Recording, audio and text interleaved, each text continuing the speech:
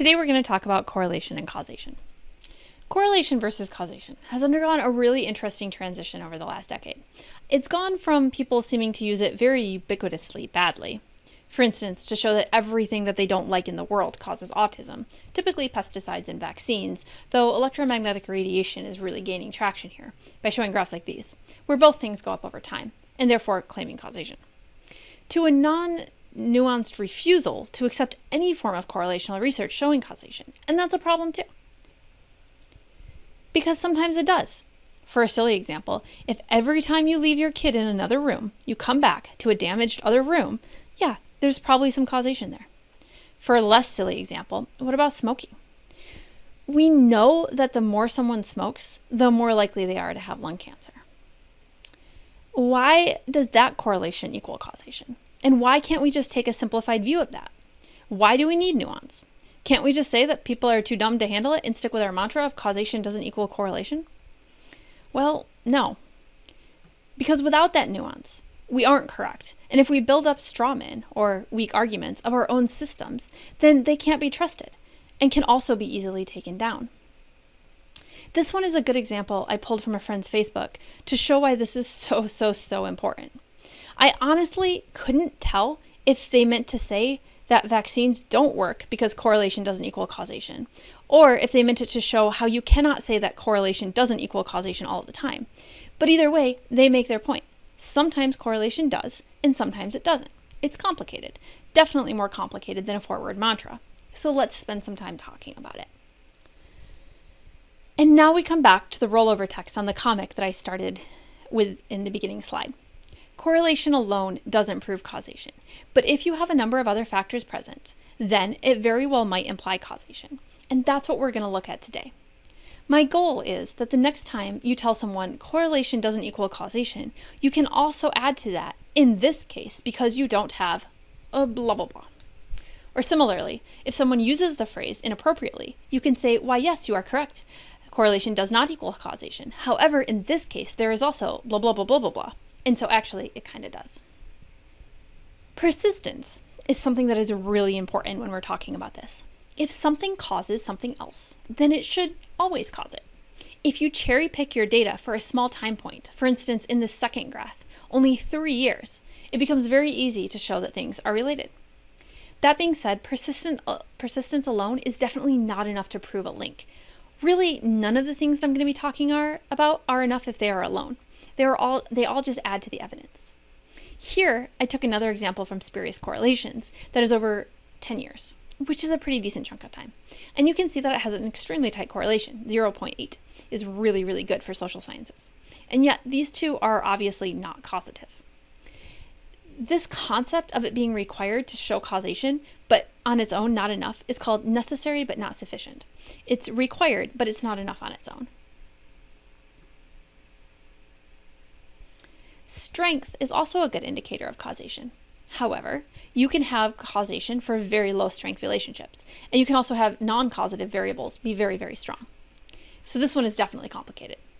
Here, I've taken some graphs from spurious correlations, so all non-causative random data sets. The R value is a measure of strength. If it's correlated completely, it'll be 1.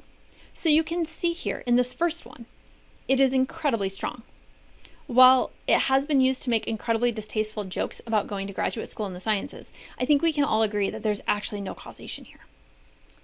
That being said, in many social sciences, when you do a direct intervention, and as near as can be sorted out, the intervention did cause a result, often the strength will be as low as 0.2. So this is definitely a situation where it's simply evidence for or against, and can certainly be used in conjunction with other evidence, but on its own would never be enough. Another issue that comes up is specificity. I started by showing you bad examples of people saying that pesticides and vaccines cause autism. The thing with autism is because of its trajectory has been so simply, it goes up. You can correlate it with just about anything that also just goes up. This means there is basically no specificity. If you're just doing correlational studies between autisms and other things, you'd absolutely need to find a way to narrow it down through some sort of controlled experiment. The more you can narrow down the correlation to only being correlated with very, very few things, the more likely that one or all of those things is actually causative. And of course, just because something has many possibilities doesn't mean that one of those things isn't the cause, just that it cannot be shown through correlational experiments alone. Now, I'd like us to just take a quick moment to appreciate these two graphs. Glyphosate is a pesticide that health nuts, naturalists, and many other groups love to hate. And there may perhaps be reasons that go beyond the scope of this class in health literature. However, a risk of causing autism just isn't one of them. However, the graph on the right gets thrown around a lot to try and scare people about the use of pesticides. Glyphosate is also the main pesticide used on GMO crops and is therefore one of the reasons that people are anti-GMO. They'll claim that it's not actually the GMO part that causes problems, but rather the pesticides, and then point to a graph like this. But here we can see that if you use that same logic that you use on the right, then organic food also causes autism. So you can't win. No matter what food you use, with or without pesticides, it quote unquote causes autism. And just in case you're reading this and not watching it, keep in mind that I had deep sarcasm in my voice. Now, there are some things that you can do to narrow specificity, to help narrow down a cause.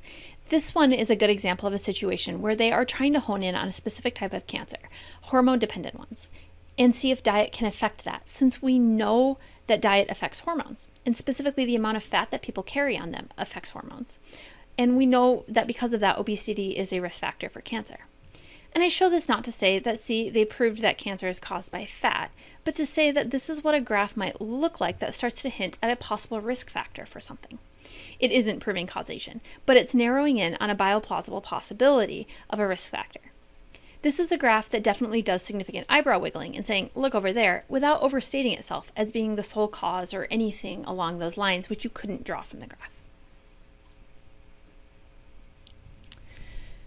A huge important part of causation, and something that was called out as not being present in our paper on pesticides, is a dose dependency.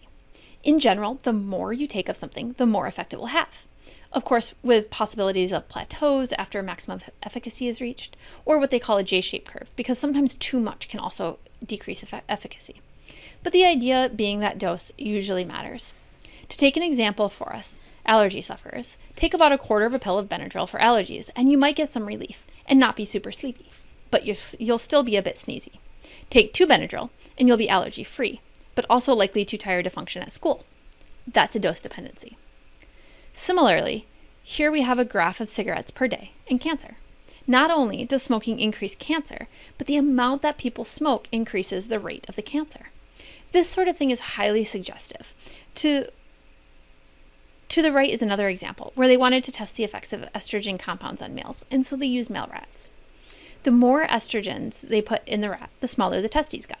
This is different than having a vague, see, this generally went up over our population, and so did this other thing. It's actually linking the dose for each individual's and tying it to that effect. Next up on our list of things that should be present is plausibility. This falls under the category of pretty necessary, but definitely not sufficient.